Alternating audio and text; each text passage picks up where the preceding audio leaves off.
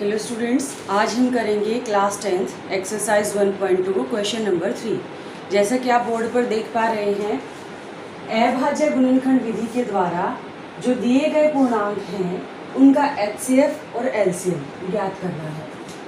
इसे हल करने के लिए सबसे पहले हमने जो पहला भाग है उसकी संख्याओं को लिखा।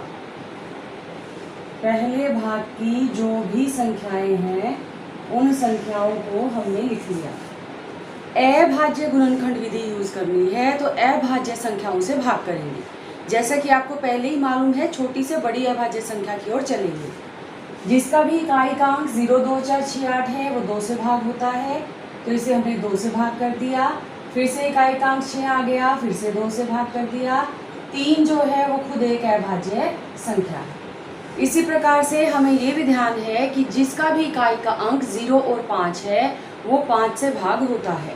तो हमने देखा कि यहाँ 0 नहीं है लेकिन 5 मौजूद है इकाई के अंक में। 5 से पहले कोई अंक अगर इसे भाग कर सकता है, कोई संख्या भाग कर सकती है, तो उसके लिए हमारे पास क्या है, हम इनको जोड़ कर देखते हैं। 5 और 1 को हमने जोड़ कर देखा तो आ गया 6, जो कि 3 से भाज्य है, इसलिए हमने इसको पहले 3 से भाग किया। जो ये संख्या है ये 3 और 5 दोनों से भाज्य है, लेकिन हम पहले छोटी से शुरू करते हैं, इसलिए पहले 3 से भाग किया। 3 से भाग करके हमारे पास 5 आया, फिर वो 5 से भाग हो गया।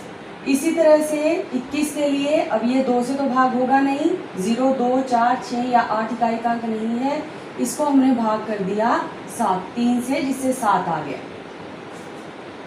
इन अभाज्य गुणनखंडों के मदद से इसे लिख दिया 2, 2 और 3, यानी 2 की घात 2 और 3 की घात 1। इसी प्रकार से हमने 15 को लिखा 3 गुना 5, यानी दोनों की घात 1। फिर हमने 21 को लिखा 3 गुना 7, यानी दोनों की घात 1। इसको लिखने के बाद अब हमें क्या देखना है, एचसीएफ देखना है और एलसीएम देखना है। जो भी हमारी संख्याएं हैं, जो भी दी गई संख्याएं हैं, उनके लिए हमें एचसीएफ और एलसीएम दोनों चीजें लिखनी है। अब इसको देखने के लिए हमने क्या किया, जैसा कि हमें मालूम है एचसीएफ में हम कम से कम घात को लेते हैं।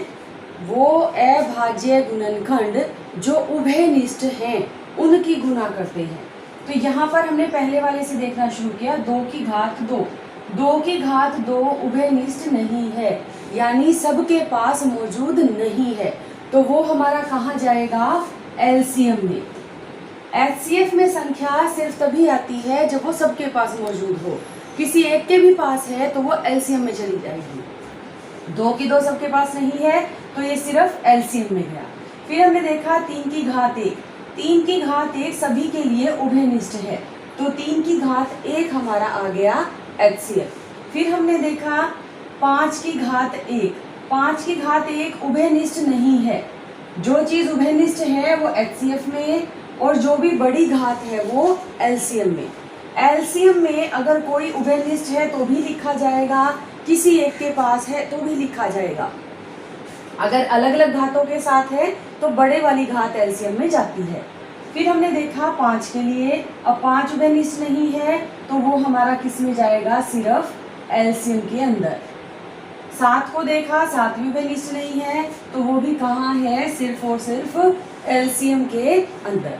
एक बार फिर से ध्यान देंगे, जो उभयनिष्ठ है उसकी सबसे बड़ी घात एलसीएम में जाती है, और जो उभयनिष्ठ हमारे पास है, जो भी संख्या है, वो सिर्फ उभयनिष्ठ हो करके जो घात आती है वो अकेली एचसीएफ में। एचसीएफ में और कोई ऐसा अंक नहीं आएगा, कोई ऐसी संख्या नहीं आएगी जो उभयनिष्ठ ना हो। तो हमने इनको देखा, 2 की घात 2 यानी 4, 3, 5 और 7, इन सब की गुणा कर दी। तो गुणा करके हमारे पास कितनी संख्या आ गई, 420। तो 420 जो है वो क्या हो गया, एलसीएम। पहले हमने ये सवाल जो किया था उसमें 2 संख्याएं थी, अब इस सवाल में 3 संख्याएं चल रही हैं। 3 स्टेप में है। सबसे पहले हमने अभाज्य गुणनखंड किए, फिर जिसकी जितनी ज़्यादा से ज़्यादा घात है घात के रूप में लिखा, फिर एचसीएफ और एलसीएम में से जो घात उभयनिष्ठ है, जो सबके पास है, वो जाएगी HCF में, और जो किसी एक के भी पास आ जाती है वो चली जाएगी LCM में। अगर किसी संख्या की अलग अलग घात है तो छोटी घात जाएगी HCF में और बड़े वाली घात लिखी जाएगी LCM में। इस तरह से हमारा ये जो पहला भाग है ये हल हो गया। इसे नोट करेंगे अपनी नोटबुक में, पॉज करेंगे वीडियो को, और इसके बाद जो इसका दूसरा भाग है उसको हल करेंगे। दूसरे भाग में जो संख्याएं दी गई हैं, 3 संख्याएं हैं इसमें भी, जरा ध्यान से देखें। ये जो तीनों संख्याएं हैं ये तीनों कैसी संख्याएं हैं? 17, 23, 29, ये तीनों ही जो संख्याएं हैं जिसके लिए हमें HCF और LCM ज्ञात करना है। इनके हम अभाज्य गुणनखंड करके देखते हैं तो हमें ध्यान से देखने पर याद आता है कि ये जो संख्याएं हैं ये अभाज्य संख्याएं हैं। अभाज्य संख्याएं हैं तो केवल खुद से ही भाग होंगी। जो संख्या अभाज्य है वो केवल स्वयं से और 1 से ही भाग होती है। इसलिए हमने इसको जब लिखा तो इसके अंदर केवल एक अंक ही आता है।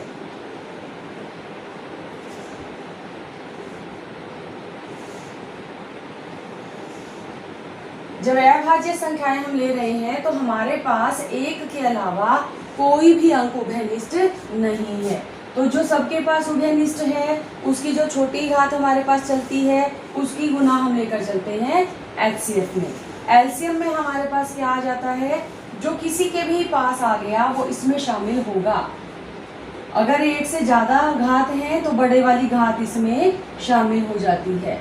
तो जो हमारी संख्याएं हैं उन संख्याओं की गुना ही LCM हमें प्रदान करती है। तो यहाँ से गुना करके हमारे पास LCM आ जाता है 11,339। अभाज्य संख्याएं खुद से ही भाग होंगी, उनकी खुद की गुना ही LCM है, और क्योंकि उनके बीच में कुछ भी उभयनिष्ठ नहीं है सिवाय 1 के, तो 1 जो होगा वो HCF होगा।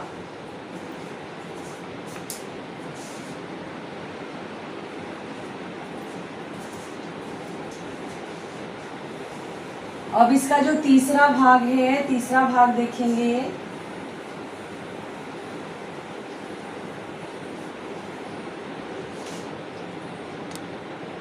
तीसरे भाग के लिए 8,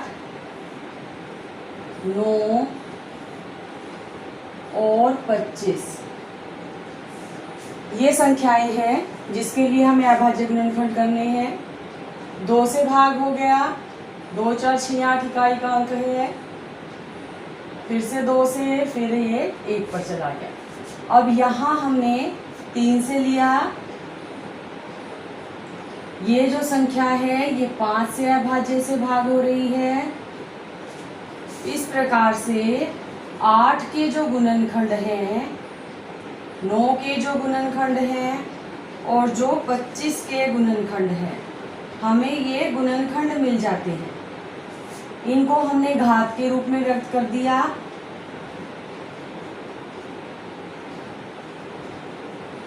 अब हमें इसके लिए लिखना है HCF। जो भी हमारी संख्याएं हैं उनके लिए HCF और LCM ये संख्या ज्ञात करनी है। जो सबके पास मौजूद है, जो कॉमन है, उभयनिष्ठ है, वो हमारा कहाँ जाता है? HCF में। जो किसी एक के भी पास आ गया वो कहाँ चला जाता है? LCM में। तो इन संख्याओं को गुना करने पर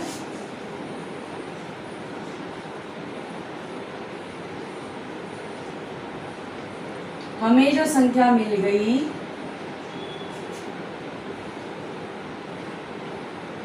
वो कितनी है? हमारे पास 1800 जो है वो संख्या आ जाती है।